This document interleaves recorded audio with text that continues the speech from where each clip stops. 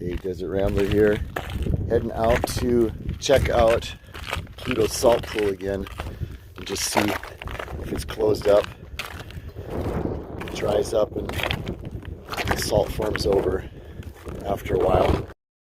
So let's see if I can hold this over without dropping my phone. You can actually see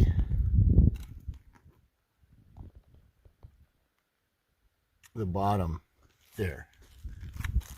So it goes off to the side a little bit. So it's actually not that deep straight down.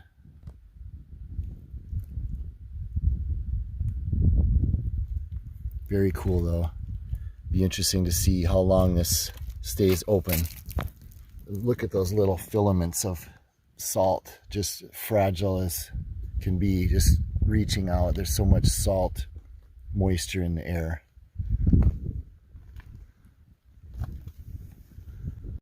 All right, so got the waterproof GoPro here. We're gonna carefully put that down in there, see if we can pick up what that looks like.